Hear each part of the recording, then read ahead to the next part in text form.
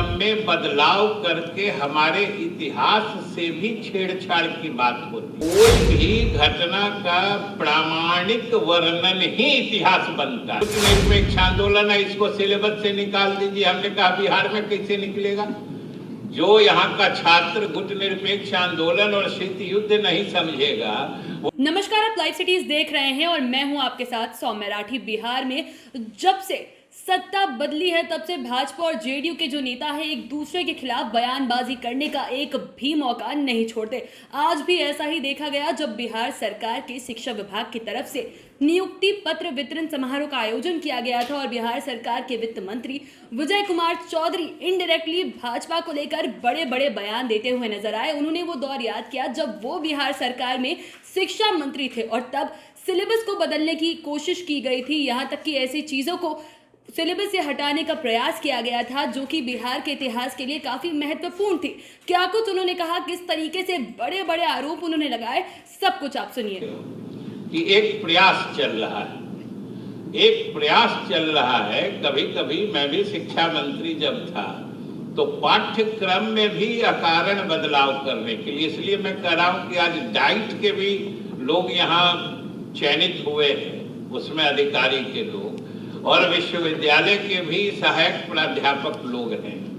पाठ्यक्रम में बदलाव करके हमारे इतिहास से भी छेड़छाड़ की बात होती है और आप सब लोगों को सजग रहना होगा, क्योंकि कोई भी घटना का प्रामाणिक वर्णन ही इतिहास बनता है।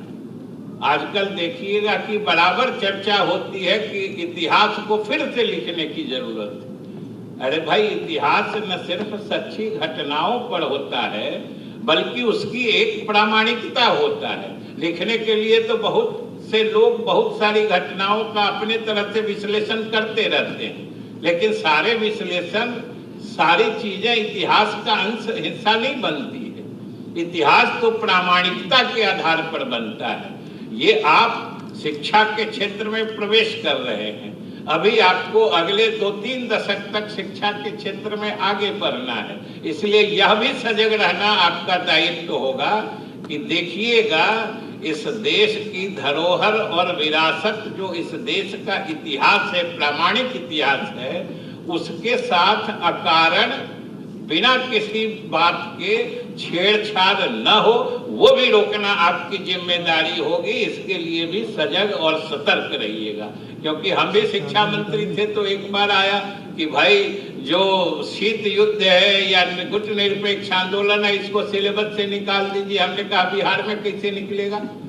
जो यहाँ का छात्र गुट निरपेक्ष आंदोलन और शीत युद्ध नहीं समझेगा, वो द्वितीय विश्व युद्ध के बाद विश्व का इतिहास कैसे समझेगा?